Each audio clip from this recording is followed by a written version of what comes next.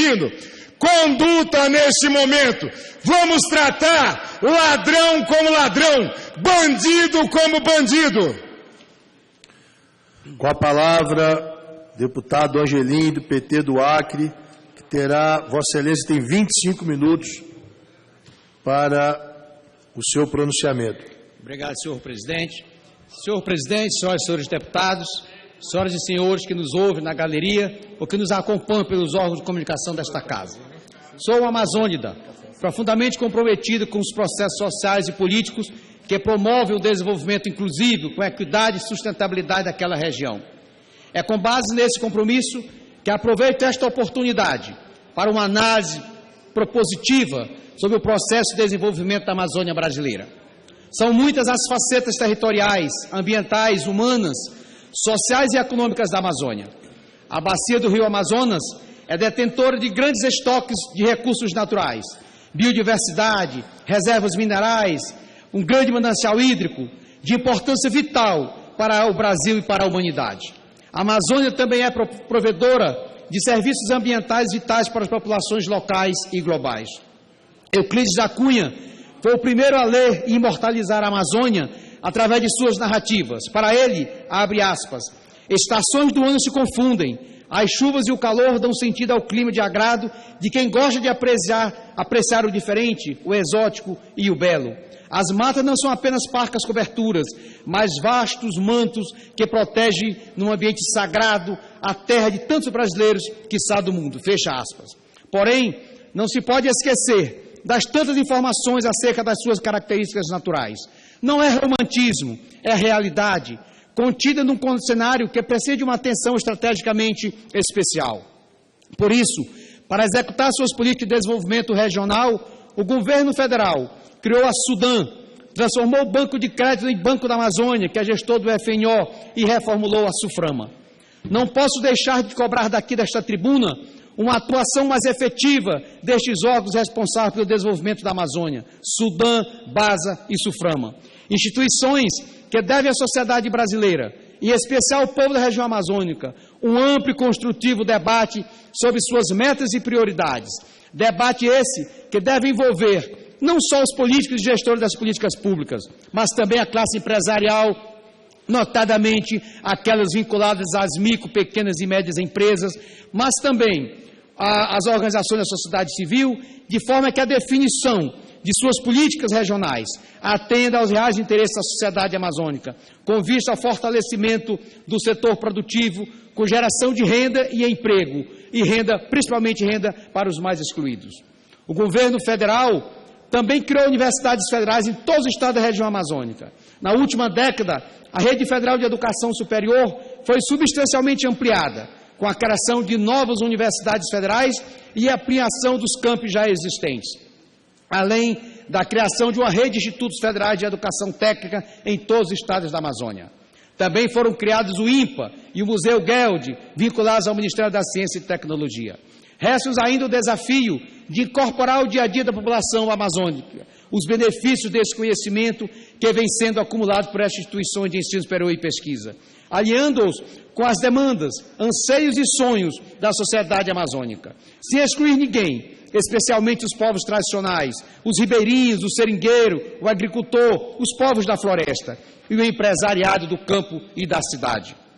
A Embrapa instalou um centro de pesquisa nos estados do Acre, Amazonas, Amapá, Pará, Rondônia, Roraima, Maranhão, Mato Grosso e Tocantins.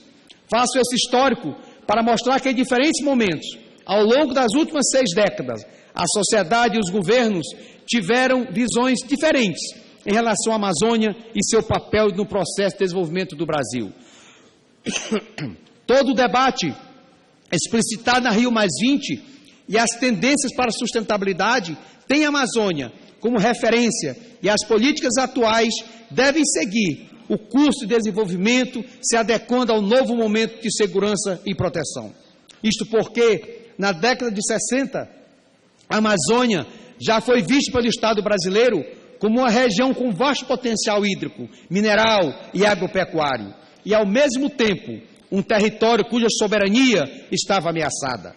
Por isso, foram estabelecidas e executadas políticas e programas governamentais de desenvolvimento, visando promover a ocupação da região e o aproveitamento do vasto potencial hídrico, mineral e agropecuário, além de prover a infraestrutura para integrar a Amazônia ao restante do território brasileiro. O resultado da história do desenvolvimento da Amazônia revela um paradoxo.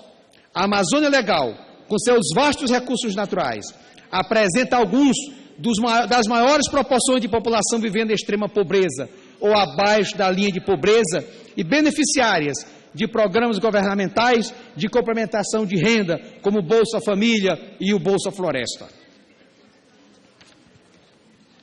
Nas áreas rurais da região, vive mais de 1 milhão de famílias de produtores familiares, populações extrativistas, 60% da população indígena do país, que depende de sistemas tradicionais de agricultura, de derruba e queima, para assegurar sua segurança alimentar. Esse paradoxo de pobreza, em meio a alguns dos maiores estoques de riquezas globais de recursos naturais, tem se mostrado insustentável ao longo dos anos. Como resultado, a Amazônia tem estado no centro dos debates sobre desenvolvimento sustentável, sendo foco da atenção de pesquisadores, formuladores das políticas públicas, tomadores de decisões do setor privado e da sociedade civil em âmbito nacional e internacional. Estudo desenvolvido pelo Programa de Ciência para o Desenvolvimento Sustentável da Universidade de Harvard Kennedy School, pelos pesquisadores Júdice Ferreira Valentim, da Embrapa Acre, e por Raquel Garret, da Universidade de Boston, analisou o processo de desenvolvimento da Amazônia Legal ao longo das últimas décadas. Eles concluem seu estudo dizendo que, embora tenha havido um avanço substancial no crescimento econômico, no bem-estar humano, nos processos de organização e participação social, no acesso ao conhecimento pelos produtores e na governança ambiental, isso ocorreu à custa da conversão de mais de 19% da cobertura florestal da região. Os indicadores do bem-estar da população da Amazônia Legal apresentaram avanços substanciais nas últimas décadas. A expectativa de vida ao nascer aumentou entre 8 a 12 anos entre 1991 e 2010. A diferença de expectativa de vida da população da Amazônia em relação à média brasileira diminuiu em torno de 40%. Em 2010, todos os estados apresentaram expectativa de vida ao nascer acima de 70 anos de idade, mas apenas Mato Grosso apresentou expectativa média de vida acima da média brasileira de 74 anos. Também houve redução excessiva da mortalidade infantil, até 1 ano, entre as crianças com até 5 anos de idade. Todos os estados da região alcançaram os objetivos do milênio, da ONU, de reduzir a mortalidade infantil de crianças com até 5 anos de idade, para índice igual ou abaixo de 31 por mil nascidos vivos em 2010. Entretanto, senhores e senhoras deputados, infecções durante o período neonatal, anomalias congênitas, doenças infecciosas e parasíticas ainda são as principais causas da mortalidade infantil na minha região. Parte da população de crianças e jovens apresenta um déficit de altura e de peso resultante da pobreza e da subnutrição. A incidência endêmica da malária ainda é um dos principais problemas da saúde pública naquela região, principalmente nas áreas rurais da Amazônia. Em 2013, foram registrados 98% dos casos da doença, sendo que 80% afetou a população com até 49 anos de idade, 22% eram crianças com idade até 9 anos e 62% eram homens. A incidência de malária na Amazônia diminuiu 69% entre 2000 e 2012. Estudos têm relacionado essa diminuição da incidência da malária com a redução de 79% no desmatamento, de 2,77 milhões de hectares em 2005 para 583 mil hectares em 2013. O processo atual de desenvolvimento continua fortemente dependente da conversão do estoque de recursos naturais para gerar fluxos de produtos, serviços e bem-estar humano na Amazônia Legal. Além disso, esse processo está resultando em uma distribuição altamente desigual dos benefícios e custos entre os diferentes grupos sociais dos 9 estados da região amazônica. Os pesquisadores acreditam que o desenvolvimento sustentável da bacia amazônica deve permanecer com alta prioridade estratégica para a sociedade civil e governos, desde a escala global até a local. Em uma das regiões do mundo mais ricas em recursos naturais, o crescimento da qualidade do capital humano, social e de conhecimento será essencial para mudar o atual processo de desenvolvimento caracterizado pela baixa eficiência produtiva, desigualdade na distribuição de benefícios e com altos custos ambientais para o caminho da sustentabilidade. A consolidação de um processo sustentável de melhoria inclusiva do bem-estar humano por meio do manejo e conservação dos recursos naturais e a recuperação e intensificação do uso das áreas alteradas nessa região está ao alcance dessa geração. Os autores dessa pesquisa propõem um mapa do caminho para assegurar a sustentabilidade da Amazônia. Esse caminho deve ter como foco central o desenvolvimento de uma economia do conhecimento, tendo como base a organização mais eficiente dos processos de produção que utilizam essa formidável capital de recursos naturais, integrando-o com o capital humano, social e de conhecimento tradicional e científico, de forma a assegurar a equidade no aumento da riqueza e na melhoria do bem-estar humano ao longo das gerações. A expansão das redes e o aumento da eficiência e efetividade dos investimentos na provisão de serviços de saúde, educação, justiça e de apoio à inovação tecnológica são essenciais para qualificar o capital de recursos humanos e expandir o capital social e de conhecimento necessários para alcançar o objetivo de desenvolvimento sustentável da Amazônia Legal. Para que esse processo de progresso tenha êxito, a credibilidade, a legitimidade e relevância dos processos de diálogo e negociação para a formulação de políticas de desenvolvimento sustentável dependerão do aumento da capacidade, da conscientização e do comprometimento de grupos sociais, particularmente os mais vulneráveis, com os atuais e novos mecanismos de participação social. Também será necessário mudar as regras sobre as quais se fundamentam as relações locais, regionais e nacionais, a fim de assegurar a participação inclusiva, igualitária e informada de todos os grupos sociais nos processos de formulação de políticas para o desenvolvimento sustentável da Amazônia Legal.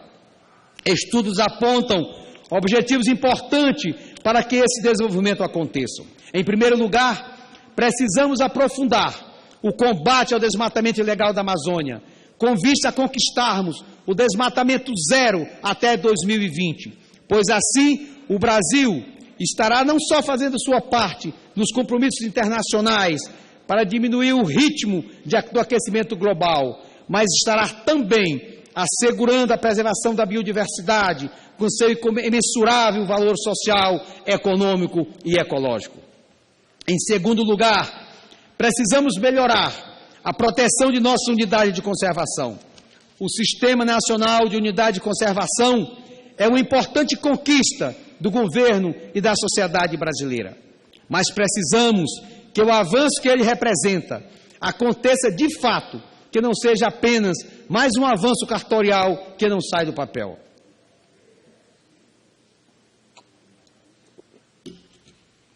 Em terceiro lugar, é preciso acelerar a regularização fundiária da Amazônia, para que o Estado defina quem tem direito à posse da terra. Finalmente, precisamos melhorar a governança, para que todas essas medidas se tornem efetivas, com investimentos, infraestrutura e logística. A proteção da Amazônia e a criação de um modelo de desenvolvimento sustentável e justo para a região pode gerar oportunidades para os amazônidas e para o povo brasileiro de um modo geral. Não defendo uma Amazônia intocável, nem que seja uma paisagem apenas. Ao contrário, sou adepto de que suas riquezas naturais, florestas, mananciais hídricos, minerais, etc., sejam exploradas de maneira inteligente e sustentável e que se revertam em benefícios na melhoria da qualidade de vida desta e das futuras gerações. Muito obrigado, senhor presidente. Vossa Excelência está encerrando o discurso. Eu gostaria de fazer uma parte. Pois não, senhor. Aproveitando a ocasião, quero, em primeiro lugar, cumprimentá-lo, parabenizar o brilhante parlamentar de nosso Acre, acreano de Tarauacá, e que por 2 vezes prefeito